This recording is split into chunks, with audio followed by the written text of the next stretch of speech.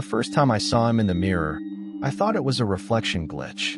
A tall man stood behind me in my bathroom. When I spun around, the room was empty. But when I looked back at the mirror, he was still there. And somehow, he was living a normal day inside my reflection. I bought the smart mirror from an estate auction outside Minneapolis. The listing claimed it was a luxury prototype developed by a tech startup that went bankrupt years ago. Voice assistant, health monitoring, weather updates, facial recognition, the works.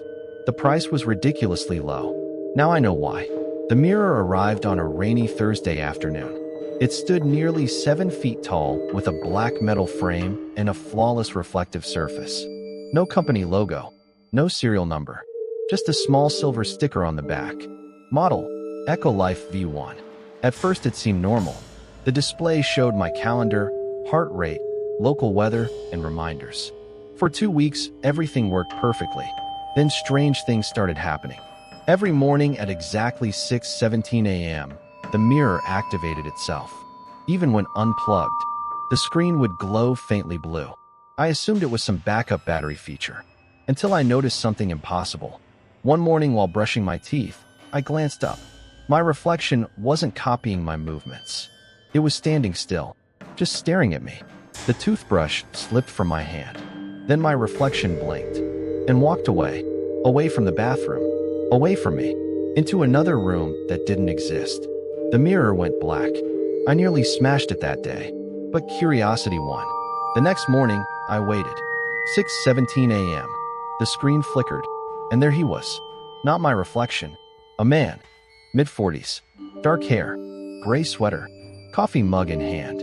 He walked through a house completely different from mine. The image looked so realistic it felt like watching a live security camera. The man sat at a kitchen table and read a newspaper. Then the feed ended. I recorded everything. Over the following days, the same thing happened. Every morning, same man, same house, but different moments of his day. Making breakfast, watching television, working in a garage, feeding a golden retriever. The mirror seemed to be showing his life in real time. I searched the estate auction records. The mirror had belonged to a man named Daniel Mercer, age 46, former software engineer, dead, at least according to public records. Daniel Mercer had died 3 years earlier. That should have been the end of it. Instead, things became worse. Much worse. One evening I returned home from work and found muddy footprints across my apartment floor. They led directly to the bathroom. I lived alone. The doors were locked. Nothing was stolen. The footprints ended in front of the mirror, as if someone had stepped out of it. That night I couldn't sleep. At 2:31 a.m., I heard movement. A chair scraping against hardwood. Footsteps. Slow. Coming from the bathroom. I grabbed a baseball bat and crept down the hallway. The bathroom door stood open. The mirror was glowing. Inside the reflection, Daniel Mercer was staring directly at me. Not moving, not blinking, just watching. Then he slowly raised one finger and pointed behind me. I turned instantly. Nobody there. When I looked back, the mirror was black. The next morning, I reviewed the security camera footage from my apartment. At 2:31 a.m., the bathroom door opened by itself. Then something emerged. A shape, human-sized. The footage distorted with static every time it moved. But one frame was perfectly clear. The figure looked exactly like Daniel Mercer. The same face, the same sweater, the same eyes, walking through my apartment. I called the estate company. The employee sounded uncomfortable when I mentioned the mirror.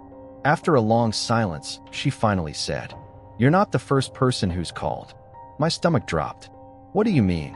She explained that 3 previous buyers had returned the mirror. Each reported seeing a man inside it. Each reported increasingly disturbing experiences. One buyer claimed the man began appearing in rooms outside the mirror. Another claimed he heard conversations coming from behind the glass. The third buyer disappeared. Nobody ever found him. The auction company stored the mirror in a warehouse afterward, until I bought it. I should have thrown it away. Instead, I became obsessed. Every day I watched, and slowly, I noticed something terrifying. Daniel's routine wasn't random. The mirror wasn't showing old memories. It was showing the same date. The same day? repeated endlessly. Every morning began at 6:17. Every night ended at 11:42, then restarted, like he was trapped in a loop, a prison, an eternal recording. Until one day, the routine changed. At 8:13 p.m., Daniel stopped watching television. Instead, he looked toward something off-screen. His face went pale, terrified. He stood up and ran. The camera view shook violently, as though someone was carrying it. Daniel sprinted through hallways, locked doors, dark rooms, looking over his shoulder repeatedly, trying to escape something. Then he reached a bathroom identical to mine. My blood turned cold. Daniel stumbled toward a mirror. Toward me. He slammed his hands against the glass. I heard the impact inside my apartment. A real sound. His mouth moved frantically. No audio, just panic. Then a shadow appeared behind him. Tall. Impossible tall. Its head brushed the ceiling. Its face was hidden. Daniel turned, screamed silently, and vanished. The screen went black. For several seconds, nothing happened. Then a message appeared. Connection transfer complete. That night, the mirror displayed my apartment. Not Daniel's house. Mine. I was looking at my own living room from inside the mirror. But the room was empty. Because I was standing in the bathroom, watching, a cold realization settled over me. The mirror wasn't showing the past. It was preparing the future. The next morning, I woke to find my bed empty in the mirror. My reflection wasn't there. The Real bed behind me was occupied. Someone was sleeping under my blanket. I rushed into the bedroom. Nobody. The bed was empty. I looked back at the mirror. The figure remained, sleeping peacefully, wearing my clothes, my face, my body, me. Over the following days, the reflected version of me became increasingly independent. It moved when I didn't, smiled when I wasn't smiling. Sometimes it watched me. Sometimes it whispered. I could never hear the words. One night, I woke and found it standing inches from the glass, waiting, like it knew something I didn't. The final warning came from Daniel.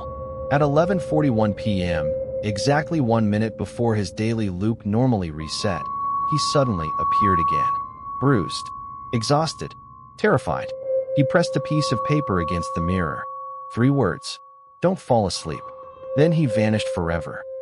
I stayed awake for 36 hours. Coffee, energy drinks, cold showers, anything to remain conscious. At 11:42 p.m. on the second night, the mirror activated. The reflected version of me stepped forward. The glass rippled like water, and he walked out. I watched in horror as my double entered the apartment.